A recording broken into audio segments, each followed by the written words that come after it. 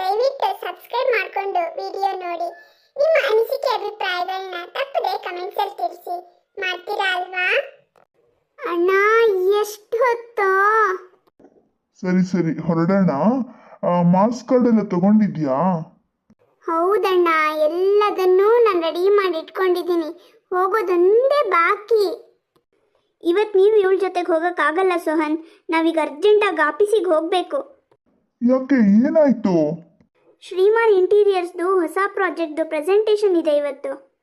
ಅದು ನಾಡಿದ್ದಲ್ವಾ, ಅದಕ್ಕೆ ನಾನು ಇವತ್ತು ಹಾಫ್ ಡೇ ರಜಾ ತಗೊಂಡಿದ್ದು. ಶ್ರೀನಿವಾಸ್ ಸರ್ ನಾಡಿದ್ದು ಅಬ್ರಾಡ್ ಹೋಗ್ತಾ ಇದ್ದಾರಂತೆ. ಇವತ್ತೇ ಇದನ್ನು ಮುಗಿಸ್ಬಿಡೋಣವಾ ಅಂತ ಬಾಸಿಗೆ ಕೇಳಿದ್ರಂತೆ. ಅದಕ್ಕೆ ಬಾಸು ಆಯಿತು ಅಂತ ಹೇಳಿದ್ರಂತೆ. ಎಲ್ಲ ರೆಡಿ ತಾನೆ ಅಂತ ಬಾಸ್ ನನಗೆ ಫೋನ್ ಮಾಡಿದರು. ನಾನು ತಾನೇ ಟೀಮ್ ಲೀಡರು, ಅದಕ್ಕೆ ನನಗೆ ಕೇಳಿದ್ರು. ಎಲ್ಲ ರೆಡಿ ಇದೆ ಅಂತ ಹೇಳಿದ್ದೀನಿ. ರೆಡಿ ಏನೋ ಆಗಿದೆ, ಆದರೆ ಇನ್ನೊಂದ್ಸಲಿ ಎಲ್ಲ ಚೆಕ್ ಮಾಡ್ಕೋಬೇಕಿತ್ತು. ಅದಕ್ಕೆ ಅರ್ಜೆಂಟಾಗಿ ಆಫೀಸಿಗೆ ಹೋಗಬೇಕು ಅಂತ ಹೇಳಿದ್ದು ಸೋಹನ್. ಬನ್ನಿ ನೀವು. ಪರವಾಗಿಲ್ಲ ಅಣ್ಣ, ನೀನು ಆಫೀಸಿಗೆ ಹೋಗು. ನಾಳೆ ನಾಡಿದ್ರಲ್ಲಿ ಹೋದ್ರೆ ಆಯಿತು. ಒಟ್ಟಿನಲ್ಲಿ ಈ ವಾರದೊಳಗೆ ಅಡ್ಮಿಷನ್ ಆಗಬೇಕು. ಹೌದಾ, ಸರಿ, ಒಳ್ಳೇದಾಯಿತು. ಸೋಹನ್, ಇನ್ನೊಂದು ವಾರದ ಮಟ್ಟಿಗೆ ನೀವು ಎಲ್ಲೂ ಹೋಗೋಕ್ಕಾಗಲ್ಲ. ಆಫೀಸು ಮನೆ ಇಷ್ಟೇ ಆಗತ್ತೆ. ಅದು ಯಾಕತ್ತಿಗೆ ಹಾಗೆ ಹೇಳ್ತೀರಾ? ನಾನು ಕಾಲೇಜಿಗೆ ಅಡ್ಮಿಷನ್ ಆಗೋದು ನಿಮಗೆ ಇಷ್ಟ ಇಲ್ವಾ? ನೀನು ಕಾಲೇಜಿಗೆ ಅಡ್ಮಿಷನ್ ಆದರೂ ಆಗು, ಮನೇಲಾದರೂ ಇರು, ನನಗೇನು ತೊಂದರೆ ಇಲ್ಲ. ನಾನು ನನ್ನ ಮತ್ತು ನನ್ನ ಗಂಡನ ಭವಿಷ್ಯದ ಬಗ್ಗೆ ಯೋಚನೆ ಮಾಡ್ತಿರೋದು. ಏನ್ರಿ ನೋಡ್ತಾ ನಿಂತಿದ್ದೀರಾ? ಹೊರಡೋಣ ಬನ್ನಿ. ಯಾವತ್ತೂ ಯಾವುದಕ್ಕೂ ಆಸೆ ಪಡ್ದಿರೋ ನನ್ನ ತಂಗಿ ಇವತ್ತು ಕಾಲೇಜಿಗೆ ಹೋಗಬೇಕು ಅಂತ ಬಾಯ್ಬಿಟ್ಟು ಕೇಳಿದಾಗ ಇಲ್ಲ ಅನ್ನೋಕ್ಕಾಗಲ್ಲ. ಪ್ರಕೃತಿ, ಪ್ಲೀಸ್ ಅರ್ಥ ಮಾಡ್ಕೊ. ನೀನು ಹೋಗಿರೋ, ನಿನ್ನ ಹಿಂದೆನೂ ನಾನು ಬರ್ತೀನಿ. ಅಟ್ಲೀಸ್ಟ್ ಇವಳನ್ನ ಕಾಲೇಜಿಗೆ ಸೇರಿಸಿ ಬರ್ತೀನಿ. ಕಾಲೇಜಿಗೆ ನಿಮ್ಮ ಮಾವನ ಮನೆ ಏನ್ರಿ? ಹೋದ ತಕ್ಷಣ ಅಡ್ಮಿಷನ್ ಮಾಡ್ಕೊಳ್ಳೋಕ್ಕೆ ಎಷ್ಟು ರಶ್ ಇರುತ್ತಲ್ಲಿ. ನೀವು ಇವಳನ್ನು ಕಾಲೇಜಿಗೆ ಸೇರಿಸಿ ಮತ್ತೆ ಇವಳನ್ನ ಮನೆಗೆ ತಂದುಬಿಟ್ಟು ಮತ್ತೆ ಆಫೀಸಿಗೆ ಬರೋ ಅಷ್ಟೊತ್ತಿಗೆ ಸಂಜೆನೇ ಆಗಿರುತ್ತೆ. ಆಮೇಲೆ ನಮ್ಮ ಗತಿ ಏನು? ಅದು ಹಾಗಲ್ಲ ಪ್ರಕೃತಿ. ನೀವು ಇವಳನ್ನ ಕಾಲೇಜಿಗೆ ಸೇರಿಸಿ ಇವಳು ಚೆನ್ನಾಗಿ ಓದಿ ಮಾರ್ಕ್ಸ್ ತೆಗಿಯೋದು ಅಷ್ಟರಲ್ಲೇ ಇದೆ. ಪಾಸ್ ಆದರೆ ದೊಡ್ಡ ವಿಷಯ. ಅಕಸ್ಮಾತ್ ಇವಳೇನಾದರೂ ಪಾಸ್ ಆದ್ಲು ಅಂದ್ಕೊಳ್ಳಿ, ಏನ್ರಿ ವಿಶೇಷ ಆಗುತ್ತೆ? ಏನು ಪವಾಡ ನಡೆಯುತ್ತೆ? ಅದೇ ನಾವು ಇವತ್ತು ಒಳ್ಳೆ ಪ್ರೆಸೆಂಟೇಷನ್ ಕೊಟ್ಟು ಈ ಪ್ರಾಜೆಕ್ಟ್ ಏನಾದರೂ ನಮ್ಮ ಕಂಪನಿಗೆ ಸಿಕ್ಕಿದ್ರೆ ಆಮೇಲೆ ನಮ್ಮಿಬ್ಬರು ಭವಿಷ್ಯ ಎಷ್ಟು ಚೆನ್ನಾಗಿರುತ್ತೆ. ಇನ್ಕ್ರಿಮೆಂಟು, ಪ್ರಮೋಷನ್ನು ಎಲ್ಲ ಸಿಗುತ್ತೆ ಸೋಹನ್. ಮುಂದೆ ನಮ್ಮ ಮಕ್ಕಳಿಗೆ ಬೇಡವಾ? ಹೌದು ಹೌದು ಕಣೆ, ನೀನು ಹೇಳೋದು ಕೇಳ್ತಾ ಇದ್ರೆ ನನಗಷ್ಟು ಆನಂದ ಆಗ್ತಾ ಇದೆ. ನಿನ್ನ ಮಾತು ನಿಜ ಪ್ರಕೃತಿ. ಸರಿ, ಹೋಗೋಣ. ಬೇಜಾರಾಗ್ಬೇಡ ಸಾಧನ. ಒಂದು ಕೆಲಸ ಮಾಡ್ತೀನಿ, ನಾನು ಇದನ್ನು ಕಾಲೇಜ್ ಹತ್ರ ಬಿಟ್ಬಿಡ್ತೀನಿ. ಅದ್ಯಾರೋ ಪ್ರಣವ್ ಅಂತ ಹೇಳ್ತಿದ್ಯಲ್ಲ, ಅವ್ರನ್ನ ಅಲ್ಲಿಗೆ ಬರಕ್ಕೆ ಹೇಳು. ಅಣ್ಣ ಪರವಾಗಿಲ್ಲ, ಅವ್ರನ್ನ ಹಾಗೆಲ್ಲ ಕರೆಯೋದು ಚೆನ್ನಾಗಿರಲ್ಲ. ನಿನಗೆ ಎಕ್ಸಾಮ್ ಕಟ್ಟಬೇಕು, ಓದಬೇಕು ಅಂತಿದ್ರೆ ನಿನ್ನ ದಾರಿನ ನೀನು ನೋಡ್ಕೊ. ನಮ್ಮಿಬ್ಬರ ಕೈಯಲ್ಲಂತೂ ಸಾಧ್ಯನೇ ಇಲ್ಲ. ನಿಮ್ಮ ಅಣ್ಣ ನಿನಗೆ ಕಾಲೇಜ್ ಹತ್ರ ಬಿಡ್ತೀನಿ ಅಂತ ಹೇಳಿದಾರೆ ತಾನೆ. ಆಮೇಲೆ ನಿಂದು ಏನು ಮಾಡ್ಕೋಬೇಕೋ ಮಾಡ್ಕೊ. ಅದಕ್ಕೆ ಅದು ಸೋಹನ್, ನಾನು ಮುಂದೆ ಹೋಗಿ ಎಲ್ಲ ರೆಡಿ ಮಾಡ್ತೀನಿ. 5-10 ನಿಮಿಷದೊಳಗೆ ನೀವು ಅಲ್ಲಿರಬೇಕು. ಸಾಧನ, ಬೇಗ ಹೊರಡೋಣ ಬಾ. ಅಣ್ಣ, ಈಗ ಸಣ್ಣದಾಗ ಭಯ ಆಗ್ತಾ ಇದೆ. ನಿನಗೆ ನಿನ್ನ ಭಯ, ನನಗೆ ನನ್ನ ಭಯ. ಏನು ಮಾಡೋದಪ್ಪ ಇವಾಗ? ಭಾವ, ಸಾಧನ. ನೀವೇನಿಲ್ಲಿ ಪ್ರಣವ್? ಪ್ರಣವ್ ಅಂದ್ರೆ ನೀವೇನಾ? ನಿಮ್ಮ ಪರಿಚಯ ಆಗಿ ತುಂಬ ಖುಷಿ ಆಯಿತು. ಅಂದರೆ ನೀವು ಸಾಧನ ಅವ್ರ ಅಣ್ಣ ಅಂತ ಆಯಿತು. ನಿಮ್ಮನ್ನು ನೋಡಿ ತುಂಬ ಖುಷಿ ಆಯಿತು ಸರ್. ಅಂತೂ ದೊಡ್ಡ ಮನಸ್ಸು ಮಾಡಿ ತಂಗಿನ ಕಾಲೇಜಿಗೆ ಸೇರಿಸ್ಬೇಕು ಅಂತ ಬಂದ್ರಲ್ಲ, ನನಗಂತೂ ತುಂಬ ಖುಷಿ ಆಯಿತು. ನಮ್ಮ ಸಾಧನ ಅಂತೂ ದಿನಕ್ಕೆ 10 ಸಲನಾದರೂ ನಿಮ್ಮ ಹೆಸರನ್ನು ಹೇಳ್ತಾನೇ ಇರ್ತಾಳೆ. ನೀವು ಅವಳಿಗೆ ತುಂಬ ಎನ್ಕರೇಜ್ ಮಾಡ್ತೀರಂತೆ. ತುಂಬ ಥ್ಯಾಂಕ್ಸ್ ಪ್ರಣವ್ ಅವರೇ. ನಿಮ್ಮಿಂದ ಒಂದು ದೊಡ್ಡ ಹೆಲ್ಪ್ ಆಗಬೇಕು ನನಗೆ. ಇವತ್ತು ನಂಗೆ ಆಫೀಸಲ್ಲಿ ತುಂಬ ಕೆಲಸ ಇದೆ, ಒಂದು ಪ್ರೆಸೆಂಟೇಷನ್ ಇದೆ. ನಾನು ಅದಕ್ಕೆಲ್ಲ ರೆಡಿ ಮಾಡ್ಕೋಬೇಕು. ಇವಳಿಗೇನೋ ಜಾಸ್ತಿ ಟೈಮ್ ಇಲ್ಲ ಅಂತಂದ್ಲು, ಹಾಗಾಗಿ ಕರ್ಕೊಂಡು ಬಂದೆ.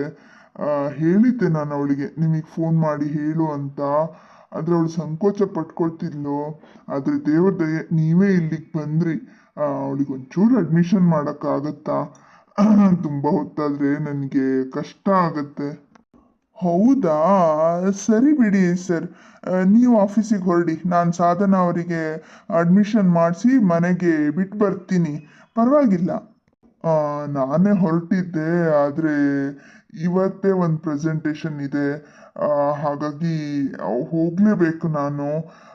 ನಿಮಗೆ ಗೊತ್ತಲ್ವಾ, ನಾವು ಸ್ವಲ್ಪ ಚೆನ್ನಾಗಿ ವರ್ಕ್ ಮಾಡಿದ್ರೆ ನಮಗೂ ಇನ್ಕ್ರಿಮೆಂಟು ಬೋನಸ್ ಎಲ್ಲ ಸಿಗತ್ತೆ. ಏನು ಮಾಡೋದು, ನಮ್ಮಂಥ ಮಿಡ್ಲ್ ಕ್ಲಾಸ್ ಫ್ಯಾಮಿಲಿಯವರು ಇದಕ್ಕೆಲ್ಲ ಒದ್ದಾಡಲೇಬೇಕು. ಬೇಜಾರು ಮಾಡ್ಕೋಬೇಡಿ. ಪರವಾಗಿಲ್ಲ, ನೀವು ಹೊರಡಿ. ನಾನು ಅವ್ರನ್ನ ಅಡ್ಮಿಷನ್ ಮಾಡಿಸಿ ಸೇಫಾಗಿ ಮನೆ ಕರ್ಕೊಂಡು ಹೋಗ್ಬಿಡ್ತೀನಿ. ಸರಿ, ಬಾಯ್ ಸಾಧನ. ನಾನು ನಿಮ್ಮನ್ನು ಆಡ್ಕೋತೀನಿ ಅಂತ ಅನ್ಕೋಬೇಡಿ ಸಾಧನ. ನೋಡಿ ನಿಮ್ಮ ಅಣ್ಣ ಅದಕ್ಕೆ ವರ್ತನೆ. ಎಲ್ರಿಗೂ ಅವ್ರವ್ರ ಭವಿಷ್ಯದೇ ಚಿಂತೆ, ಇನ್ನೊಬ್ಬರ ಬಗ್ಗೆ ಯಾರೂ ಚಿಂತೆ ಮಾಡಲ್ಲ. ಹಾಗೆ ನಾವು ಕೂಡ ಮೊದಲು ನಮಗೆ ಆದ್ಯತೆ ಕೊಡಬೇಕು, ಆಮೇಲೆ ಉಳಿದವರಿಗೆ. ನಾವು ಚೆನ್ನಾಗಿದ್ರೆ ಬೇರೆಯವ್ರನ್ನ ನೋಡ್ಕೋಬೋದು. ನಾವೇ ಇನ್ನೊಬ್ರ ಆಶ್ರಯದಲ್ಲಿದ್ದರೆ ಇನ್ನೊಬ್ರನ್ನ ಹೇಗೆ ನೋಡ್ಕೊಳಕ್ಕಾಗತ್ತೆ ಅಲ್ವಾ? ಈಗ ಆಗಿದ್ದಾಯ್ತು, ಅಡ್ಮಿಷನ್ ಮಾಡಿಸ್ತೀನಿ. ಅದೇನು ದೊಡ್ಡ ಕೆಲಸ ಅಲ್ಲ, 10 ನಿಮಿಷದಲ್ಲಿ ಮುಗ್ದೋಗುತ್ತೆ. ಆಮೇಲೆ ಮಾತ್ರ ಚೆನ್ನಾಗಿ ಓದಬೇಕು. ಇವ್ರುಗಳೆಲ್ಲ ಹೀಗೆ ಮಾಡ್ತಾರಲ್ವಾ, ಇದನ್ನೇ ನೀವು ಚಾಲೆಂಜ್ ಆಗಿ ತಗೊಳ್ಬೇಕು, ಆಯಿತಾ? ಏನ್ ಪ್ರಣವ್, ನಿಮಗೆ ಕೆಮ್ಮಾಗಿದ್ಯಾ? ಕೆಮ್ಮೆಲ್ಲ ಏನಿಲ್ಲ, ಒಂಥರ ಭಾವುಕತೆ ಅಂತಾರಲ್ಲ, ಗಂಟ್ಲು ಉಬ್ಬಿ ಬಂತಷ್ಟೆ. ಅದು ಬಿಡಿ, ನೀವು ಚೆನ್ನಾಗಿ ಓದ್ತೀರಾ ಅಲ್ವಾ? ಖಂಡಿತ ಪ್ರಣವ್, ನಾನು ಕಷ್ಟಪಟ್ಟು ಓದ್ತೀನಿ. ಆದರೆ ಫಲ ಸಿಗುತ್ತೋ ಇಲ್ವೋ ನಮ್ಮ ಮಾತ್ರ ನಾನು ಹೇಳೋಕ್ಕಾಗಲ್ಲ. ಯಾಕಂದರೆ ಭವಿಷ್ಯದಲ್ಲಿ ಹೀಗೆ ಆಗತ್ತೆ ಅಂತ ನನ್ನ ಕೈಲಿ ಹೇಳೋಕ್ಕಾಗಲ್ಲ ಅಲ್ಲ. ಪಾಸ್ ಫೇಲಿನ ಚಿಂತೆ ಈಗಲೇ ಬೇಡ ಸಾಧನ. ಈಗ ನಿಮ್ಮ ಕೆಲಸ ಏನು ಗೊತ್ತಾ? ಚೆನ್ನಾಗಿ ಓದೋದು, ಪ್ರಾಮಾಣಿಕವಾಗಿ ಶ್ರದ್ಧೆಯಿಂದ ಭಕ್ತಿಯಿಂದ ಓದಿದ್ರೆ ಎಲ್ಲದೂ ತಾನೇ ತಾನಾಗಿ ಸಿಗತ್ತೆ. ಈಗ ನಿಮ್ಮ ಕೆಲಸ ಓದೋದ್ರ ಕಡೆ ಇರಲಿ. ಅದ್ರ ಫಲ ಹಾಗೆ ಹೀಗೆ ಇದೇನೂ ಬೇಡ. ಈಗ ಸದ್ಯಕ್ಕೆ ನೀವು ಸ್ಟೂಡೆಂಟ್ ಆಗಿ ಯೋಚನೆ ಮಾಡಿ. ರಿಸಲ್ಟ್ ಬರೋ ಕಾಲಕ್ಕೆ ಅವಾಗ ಯೋಚನೆ ಮಾಡಿದ್ರೆ ಆಯಿತು, ಆಯಿತಾ? ಸರಿ, ಒಳಗೆ ಹೋಗೋಣ. ನಮಸ್ತೆ ಸರ್. ಹಲೋ ಪ್ರಣವ್, ಯಾರನ್ನು ಕಾಲೇಜಿಗೆ ಸೇರ್ಸಕ್ಕೆ ಕರ್ಕೊಂಡು ಬಂದಿದ್ದೀರಾ? ಸರ್, ಇವರು ಸಾಧನ ಅಂತ ಕರೆಸ್ಪಾಂಡೆನ್ಸಲ್ಲಿ PUC ಕಟ್ಟಬೇಕು ಅಂತ ಇದ್ದಾರೆ, ಅದಕ್ಕೆ ಬಂದಿದ್ದೀವಿ. Okay okay, very good. ಸಾಧನ, 10th ಎಷ್ಟು ಪರ್ಸೆಂಟೇಜ್ ತಗೊಂಡಿದ್ಯಮ್ಮ? ನಾನು 86% ತಗೊಂಡಿದ್ದೆ ಸರ್. ಆಮೇಲೆ ಕಾಲೇಜಿಗೆ ಹೋಗ್ಲಿಕ್ಕಾಗಲಿಲ್ಲ. ಈಗ ಓದಬೇಕು ಅಂತ. ವಿದ್ಯೆಗೆ ವಯಸ್ಸಿನ ಅಂತರನೇ ಇಲ್ಲ ಅಮ್ಮ. ಈಗ ನೀನು ಓದಬೇಕು ಅಂತ ಆಸೆ ಪಟ್ಟಿದ್ಯಲ್ಲ, ಖಂಡಿತ ಮುಂದುವರ್ಸು. ನಿನಗೆ ಟ್ಯೂಷನ್ ಬೇಕಿದ್ರೆ ನನ್ನ ಮಗಳು ಮಾಡ್ತಾಳೆ, ಇಲ್ಲ ನೀನೇ ಓದ್ಕೊಳ್ಳೋದಾದ್ರೂ ಪರವಾಗಿಲ್ಲ. ಓ, ಸರಳ ಅವರು ಟ್ಯೂಷನ್ ಮಾಡ್ತಾರಾ? ಸರಿ, ಹಾಗಾದ್ರೆ ಇವರನ್ನ ನಿಮ್ಮ ಮಗಳ ಹತ್ರನೇ ಟ್ಯೂಷನಿಗೆ ಕಳಿಸಿದ್ರೆ ಹೇಗೆ ಅಂತ. ಮೊದಲು ಓದ್ಕೊಳ್ಳಿ ಅವರು. ಓದಕ್ಕಾಗಲ್ಲ ಅನ್ಸಿದ್ರೆ ಮಾತ್ರ ಟ್ಯೂಷನಿಗೆ ಬರಲಿ. ಅಂದರೆ ಈ ವಯಸ್ಸಲ್ಲಿ ಅವ್ರಿಗೆ ಅವ್ರದ್ದೇ ಆದ ಜವಾಬ್ದಾರಿ ಇರುತ್ತಲ್ಲ, ಅದನ್ನೆಲ್ಲ ಮುಗಿಸ್ಕೊಂಡು ಅವ್ರು ಓದಬೇಕು ಅಂದರೆ ಕಷ್ಟನೇ. ಹಾಗಾಗಿ ಅವರಿಗೆ ಗೊತ್ತಾಗದೆ ಇದ್ದಾಗ ಮಾತ್ರ ಟ್ಯೂಷನಿಗೆ ಹೋದರೆ ಸಾಕು. ನನ್ನ ಪ್ರಕಾರ ಇವರೇ ಓದ್ಕೋಬೋದು ಅಂತ ಅನ್ಸುತ್ತೆ. ಹಾಂ, ಹೌದು ಸರ್, ಸಾಧನ ತುಂಬ ಜಾಣೆ, ಓದ್ಕೋತಾರೆ. ಯಾವುದಕ್ಕೂ ನಿಮ್ಮ ಮಗಳಿಗೊಂದು ಮಾತು ಹೇಳಿರಿ, ಇಲ್ಲ ನಾನೇ ಬಂದು ಕೇಳ್ತೀನಿ. ಅಯ್ಯಯ್ಯೋ ಬೇಡಪ್ಪ, ನಾನೇ ಹೇಳ್ತೀನಿ. ಸರಿ ಬಾಮ್ಮ, ಸೈನ್ ಮಾಡು. ನಾನು ಇಟ್ಕೋತೀನಿ, ನೀನು ಹೋಗಿ ಸೈನ್ ಮಾಡು. ಸರ್, ಇದವರ SLC marks card. Very good very good, ಒಳ್ಳೆ ಮಾರ್ಕ್ಸ್ ತಗೊಂಡಿದ್ದಾಳೆ. ಅಂತೂ ಪ್ರಣವ್ನಿಂದ ಸಾಧನ ಕಾಲೇಜಿಗೆ ಸೇರ್ಕೊಂಡ್ಲು. ಪ್ರಣವ್, ಇಲ್ಲಿಗೆ ಕರ್ಕೊಂಡು ಬಂದಿದ್ದೀರಾ? ನಾವು ಮನೆಗೆ ಹೋಗೋಣ. ಇನ್ನು ಮನೆಗೆ ಹೋಗೋದು ಸಾಧನ? ನಿಮ್ಮನ್ನ ಮನೆಗೆ ಬಿಡ್ತೀನಿ ಅಂತ ನಿಮ್ಮ ಅಣ್ಣಂಗೆ ಮಾತು ಕೊಟ್ಟಿದ್ದೀನಲ್ಲ, ಆ ಮಾತಿಗೆ ತಪ್ಪೋನಲ್ಲ ನಾನು. ಇವತ್ತು ನೀವು ಎಕ್ಸಾಮ್ ಕಟ್ಟಿದ್ರಲ್ಲ, ಆ ಖುಷಿಗೆ ನಿಮ್ಗೊಂದು ಸಣ್ಣ ಟ್ರೀಟ್ ಕೊಡೋಣ ಅಂತ ಅನ್ನಿಸ್ತು, ಅದಕ್ಕೆ ಕರ್ಕೊಂಡು ಬಂದೆ. ಮತ್ತೆ ಬೇರೆ ಯಾವ ಕೆಟ್ಟ ಉದ್ದೇಶನೂ ಇಲ್ಲ. ಹಾಗೆ ಇನ್ನೊಂದು ಮಾತು ಹೇಳಬೇಕಿತ್ತು, ನಿನ್ನ ಗಮನಕ್ಕೆ ಬಂತೋ ಇಲ್ವೋ, ಆದರೆ ನನ್ನ ಮನಸ್ಸಲ್ಲಿ ಅದು ಕೊರಿತಾ ಇದೆ. ಅದೇನೂ ವಿಷಯ ಹೇಳಬೇಕು ಅಂದ್ರಲ್ಲ, ಏನು? ತಪ್ಪು ತಿಳ್ಕೊಬೇಡಿ. ಆ, ಯಾವುದೋ ಜ್ಞಾನದಲ್ಲಿ ಬರ್ತಾ ಇದ್ದೆ, ನಿಮ್ಮ ಅಣ್ಣಂಗೆ ಭಾವ ಅಂದ್ಬಿಟ್ಟೆ. ಅವ್ರು ಅದೇನು ತಪ್ಪು ತಿಳ್ಕೊಂಡ್ರೋ ಏನೋ. ಓ, ನೀವು ಭಾವ ಅಂದ್ರ? ನನಗದೆಲ್ಲ ತಲೆಗೆ ಹೋಗಲಿಲ್ಲ. ಏನೋ ಒಂಥರ ಟೆನ್ಷನ್ ಆಗ್ತಿತ್ತು. ಇನ್ನು ಅಣ್ಣಂಗೂ ತಲೆಗೆ ಹೋಗ್ಲಿಕ್ಕಿಲ್ಲ ಬಿಡಿ. ಆಫೀಸಿಗೆ ಹೋಗೋ ಅರ್ಜೆಂಟಲ್ಲಿದ್ದ. ಏನೋ ನನಗೆ ಬೇಜಾರಾಗಬಾರ್ದು ಅಂತ ಬಂದಿದ್ದ. ಹಾಗಾಗಿ ಅವನಿಗೂ ತಲೆಗೆ ಹೋಗಿಲ್ಲ ಅನ್ಸುತ್ತೆ. ನೀವೇನು ಬೇಜಾರು ಮಾಡ್ಕೋಬೇಡಿ. ಹಾ, ಹೌದು. ನಿಮ್ಮ ಅಣ್ಣ ಆಫೀಸಿಗೆ ಹೋಗೋ ಗಡಿಬಿಡಿಲಿದ್ರು, ಹಾಗಾಗಿ ಅವರಿಗೆ ಅಷ್ಟು ಕಿವಿಗೆ ಹೋಗ್ಲಿಲ್ವೇನೋ.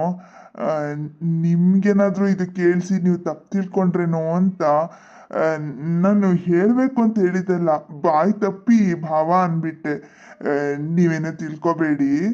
ಪರವಾಗಿಲ್ಲ ಬಿಡಿ ಪ್ರಣವ್, ನನಗಂತೂ ಅದು ಕಿವಿಗೆ ಹೋಗಲಿಲ್ಲ. ಬಾಯಿ ತಪ್ಪಿ ಹೇಳಿದ್ದು ಅಂತ ನೀವು ಹೇಳಿದ್ರಲ್ಲ, ಇನ್ಯಾಕೆ ತಲೆ ಕೆಡಿಸ್ಕೋತೀರಾ? ಬಿಟ್ಬಿಡಿ. ನಿಮ್ಮ ಅಣ್ಣಂಗೆ ಕೇಳಿಸ್ಲಿಲ್ಲ ಅಂತೀರಾ? ಅಕಸ್ಮಾತ್ ಅವರು ಕೇಳಿಸ್ಕೊಂಡು ಮನಸ್ಸಲ್ಲಿ ಏನಾದರೂ ತಿಳ್ಕೊಂಡ್ರೆ ಅಂತ ನಾನು ಯಾಕಾದರೂ ಅವ್ರನ್ನ ಭಾವ ಅಂದ್ಬಿಟ್ನು.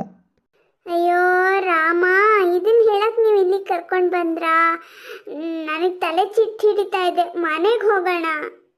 ಸರಿ ಸರಿ, ಇಲ್ಲಿ ಮಸಾಲೆ ದೋಸೆ ಮತ್ತು ಕಾಫಿ ತುಂಬ ಚೆನ್ನಾಗಿ ಮಾಡ್ತಾರೆ, ಅದ್ರ ಟೇಸ್ಟ್ ನೋಡೋಣ. ಅದೆಲ್ಲ ಏನು ಬೇಡ ಪ್ರಣವ್, ಮನೆಗೆ ಹೋಗೋಣ. ನಾನು ನಿಮಗೆ ಕಾಫಿ ಮಾಡಿಕೊಡ್ತೀನಿ. ನನಗೆ ಚೆನ್ನಾಗಿ ಅಡುಗೆ ಮಾಡೋಕ್ಕೆ ಬರುತ್ತೆ. ಬೇಕಾದರೆ ನಿಮಗೆ ದೋಸೆನೂ ಮಾಡಿಕೊಡ್ತೀನಿ. ನಿಮ್ಮ ಮನೇಲಿ ಕಾಫಿ ತಿಂಡಿಗೆ ಅಂತಲೇ ಇನ್ನೊಂದ್ಸಲ ಬರ್ತೀನಿ. ಈಗ ಇಲ್ಲಿ ತಿಂಡಿ ತಿನ್ಕೊಂಡು ಮನೆಗೆ ಹೋಗೋಣ.